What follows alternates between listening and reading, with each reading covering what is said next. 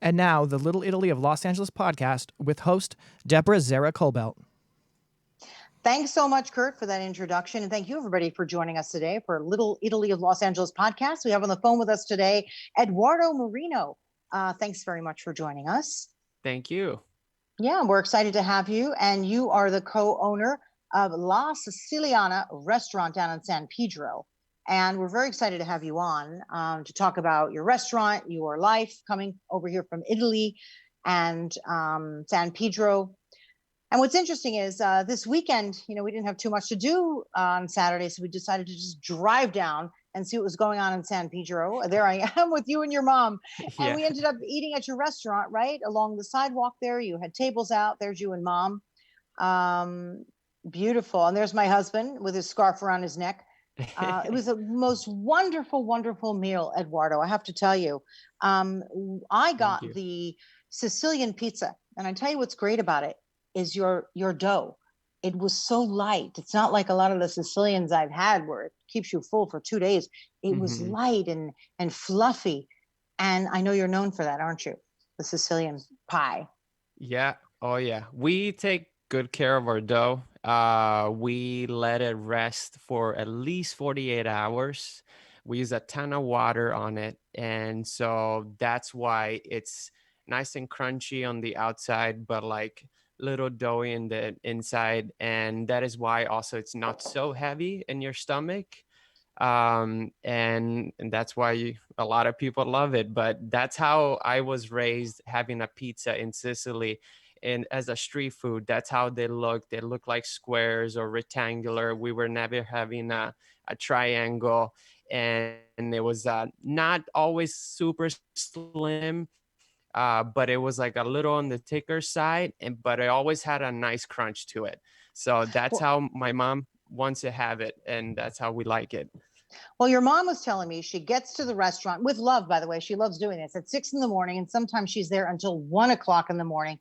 And she loves it. And she works on her dough. And she explained to me, you said there's a lot of water, right, in it. And she said, if you have that, it's a fluffier, lighter crust. And it doesn't rise so much so that it's thick, but it's a little thinner for a Sicilian, right? And then you can almost taste the layers of flavor. I got a vegetarian, so I could taste each layer with the olive oil and the sauce. It was pretty amazing. Correct. Yes, it's you got the vegetariana, and it's similar to la vegana, which is the one that I eat because I'm vegan.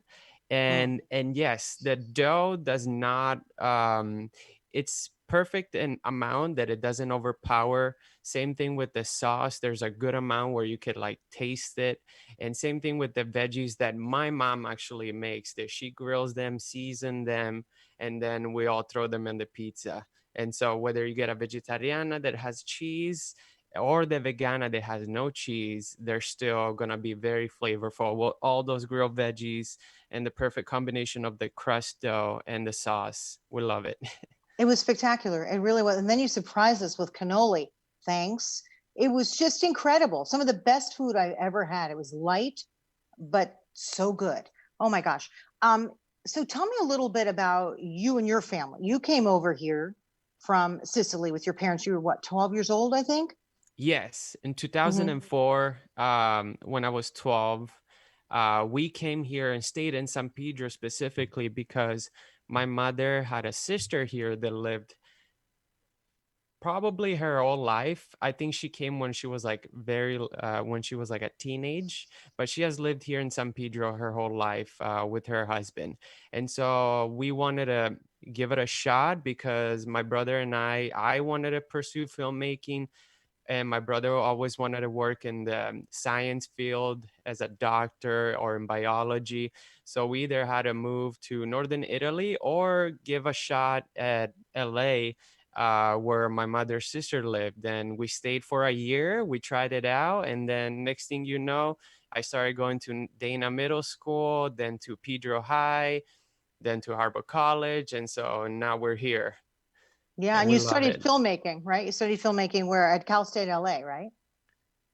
Yes, Cal State LA, kind of close to Alhambra, still LA considered, but very northeast. And great school. I learned a ton. That's where I took a lot of filmmaking classes. I got a lot of connections. That's also where I met my wife, and yes, pursue filmmaking from there. Working to multiple companies as internship, and now I'm working for Refinery 29, which is a Vice Media Group company, as a studio and equipment manager, and also in-house cinematographer. Yeah, that's a great start. Refinery 29 is a phenomenal company. Wow, it's great to land there. You initially wanted to be an actor when you came here, right? When you started studying. Yeah, I wanted to be, the next Robert De Niro or Al Pacino. I love those movies, mobster movies, but I fell in love with the art of filmmaking, the process that is behind what is, behind the camera. I love that process, and eventually took over like my career path and shaped it into who I become now, mainly a cinematographer, or being always around cameras and equipment and in studios and stuff like that. So I do not regret it, not pursuing acting, because at same time I do a lot of test shots and I throw myself in there. Sometimes I make my own YouTube videos if I feel like I want to be acting or teaching somebody something.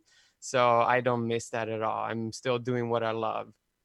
It's tough. It's also so subjective, right? When you're an actor, it's like it's always up to somebody deciding to hire you. If you're the right look, if you're the right part, it's really difficult. At least if you're Oh the yeah, filmmaker, right? You make more of the decisions. So, totally. what kind of films do you fancy yourself making?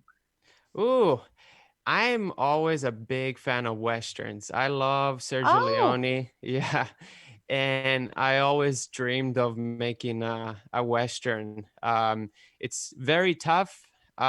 Takes a lot of budget, a lot of props and stuff like that. But that's my favorite genre that I would love one day to make, just like a Sergio Leone movie, because I miss him dearly. He was like my favorite oh. director, and yes, that's the style that I love about film. Oh, wonderful. But in the meantime, right, you're supporting yourself by, of course, working at Refinery 29 and Yes, helping out at the restaurant. How often are you there over at La Siciliana? I am there. I was there every weekend. And I still am there every weekend since quarantine started, since the beginning at all. I still working remotely with Refinery, which is keeping me busy Monday to Friday. Mm-hmm. I have here and there some gaps that I can answer emails or do some marketing for La Siciliana. I took care of the website and everything that it goes behind it. But as far as working in the front, I'm there on the weekend.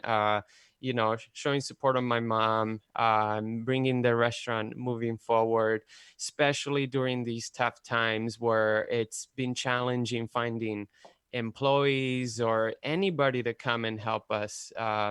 Opening a restaurant during quarantine, and I don't blame people. It's dangerous. We're during a pandemic, and it's been rough, but it's getting better now that we have open partial dine-in inside and a little bit outside. So things are moving along very well right now. Yeah, I felt very safe there because your tables are outside, they're spread apart. I actually was still wearing my mask until I ordered and ate, but there's a lot of space there for people to come and eat. I was one who felt very comfortable about it. Now, you guys open in March this year, correct? Yeah, Literally, didn't you have a grand opening? And then what happened that day? Oh my gosh. yeah, I know. It's almost unbelievable, but go ahead, you tell the story. Yeah, we got the restaurant in mid-January, and we did all the remodeling, paperwork, we went through escrow, and we set on a date, March 15. Okay, March 15 we're gonna open. And I want to say a couple weeks before that, all of this talk about the virus, the COVID-19 started happening. We're like, oh my God.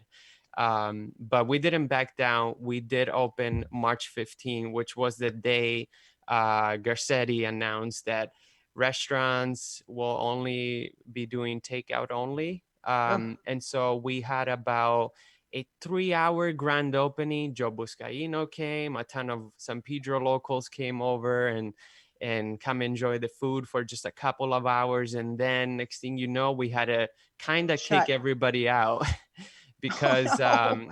it was an order, and a state order, and we had to also rethink all of our system. Okay, now how are we going to be able to sustain ourselves as a Oh, takeout only restaurant? So we had to get takeout food packaging. We had to sign up right away on our apps like GrabUp, DoorDash, and Uber Eats, so that we could sustain ourselves during these tough times. And but other than that, we were able to push it through, and we were doing decently. And now things are improving even better now that we're having like partial dine-in as well. it's incredible, the timing, but also very smart the way you're able to pivot immediately with your restaurant, because yeah, you put all this work into it, all this love into it, such tradition with your food and style of food. It must have been tough for your mom, Rita, huh? Oh yeah, my mom kind of hated it because No, I she's bet. like, I can't serve this on a takeout. I don't know how long the driver is gonna take or come here. She really wanted people to experience their food like right away, nice and hot, get that pizza nice and crunchy right away. So she hated seeing opening a restaurant. Now all of her foods is being packaged and sent away, kind of like I know, in shipment.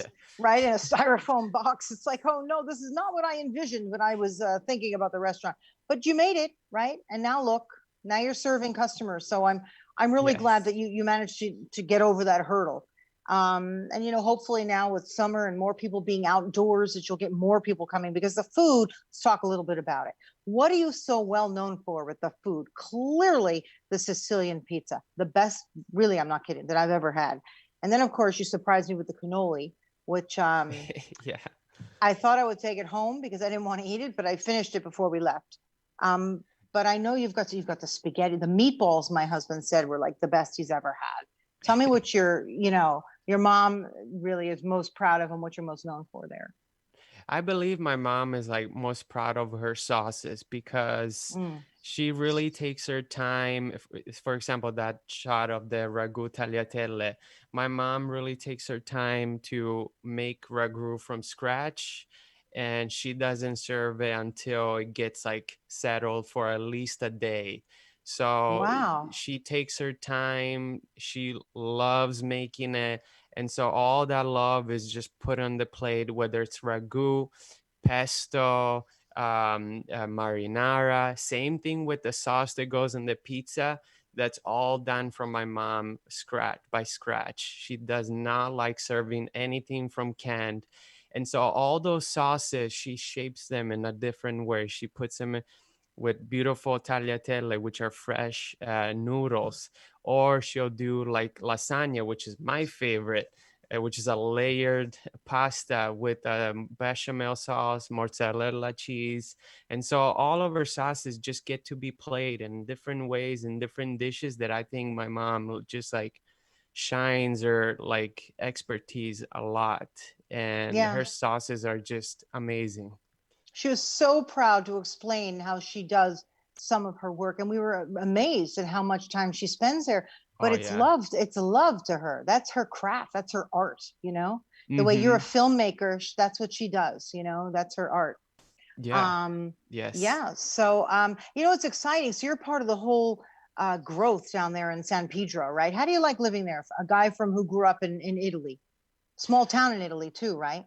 Yeah, very small town. I want to say less than 15,000 people lived in my little town. Um, I think San Pedro is super lovely. I think it's compared to other cities around LA, it's not as big, but it feels nice and comforting. The community is very well known. There's a lot of Italians. It's multicultural. I love the port area. I Isn't it neat? I love ports, Yeah. right? I love seeing all the stuff coming in, but it's got a lot more than that. There's a whole little area where you can walk around. I mean, they've done a great job developing it down there, I think. Oh yeah, totally. And I've heard Little Italy just, saying to me like all of these other beautiful projects that they have in mind. And I think that's just gonna bring San Pedro into like such a little gem that it already is. San Pedro is very beautiful town, and it's just gonna, especially downtown San Pedro where we are, is becoming such a beautiful street. And then how it's calling Little Italy. There's been established there, and I want to say around Grand Italian American club. So it's just bringing all of its fruits like alive. It's amazing. Yeah, and they've got the little piazza there that they're planning events every month, which is really nice. I mean, it's too bad it's been halted, but that's okay. You know, this will pass eventually, and the plans there aren't going anywhere. And I just think, you know, with more restaurants opening up like yours, which is really one of my true favorites.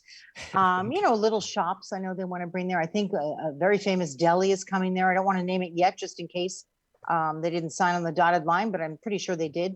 And I love now you're going to have a farmer's market there too, right? You heard about Oh, that on Fridays? yes, I heard about that. It's amazing. It just brings a lot of people together. Yes, a lot of projects have been halted, but they're still on their mind. They're still Yeah, planning. And yeah, I think it's just gonna enhance the whole beautiful place that it already is. yeah. Um, it's got to be tough though, you know, coming from Italy and living in the United States, which you feel like you've just fit right in, right? And acclimated right in. It's home Yeah, to you now, huh? yeah, San Pedro. I done a lot of school in San Pedro, and they have been basically. I always been treated well. Always been welcome. Even my first year, I remember in Dana Middle School, I took a year of ESL. Everybody was just like so friendly, and just wanted to stay around the school, and that's why I went to Harbor College after high school because I still wanted to be around the San Pedro community. Mm, And yeah, it's just a lovely community, and we're so lucky to have found that spot in San Pedro, where we open our restaurant. We're so lucky to be there because that's honestly where we were seeing ourselves, to open a restaurant. That's where my mother always envisioned, in a downtown street close to the ocean or close to the water, just like she was seeing herself in Sicily, next to the beach, getting a slice of pizza. And yeah, she's just amazed on how lucky we were to have found that spot. yeah, lucky, but you also put in an awful lot of hard work and you survived a pretty tough time that hopefully is turning soon. So geez, I Yes. really want to thank you so much for coming on. I mean, any specials if people are coming up this weekend that you want to tell them about that you think they should ask for that would make mom especially happy?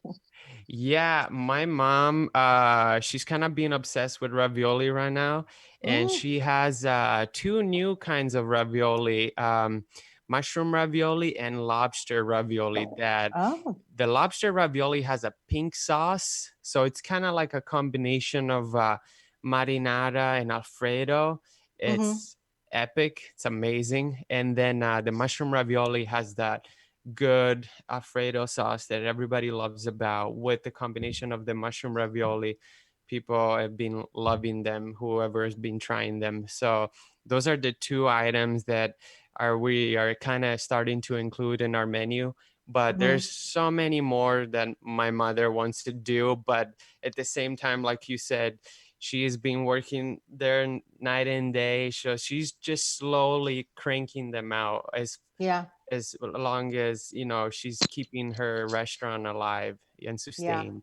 Wonderful. That's why I encourage everybody to go down there and enjoy the restaurants and just enjoy the ambiance there by the water. It's great. The piazza will soon be open and just everything else. So I really I thank you so much for joining us. It was really great to talk to you and really great to meet you when I went down this past weekend. That was actually a great thing. So I appreciate it very much, and I'm glad that everything worked out. And good luck with the filmmaking. I think we're going to see a Thank lot you. more of you. Likewise. Thank I you really, so really much. do. Yeah. And thanks everybody for joining us for our Little Italy of Los Angeles podcast. You can find us on the Little Italy of Los Angeles Association Facebook page and also on my page, Deborah Kobylt Live. So we are very appreciative that you're here. And please make sure to go down in San Pedro and give La Siciliana a shout. You'll probably see Edoardo there, and certainly his mom, Rita, and a few of the other workers that are pretty much staples down there, right? Yes. So yeah, thank you again, and appreciate it. We'll see you next time. Bye-bye.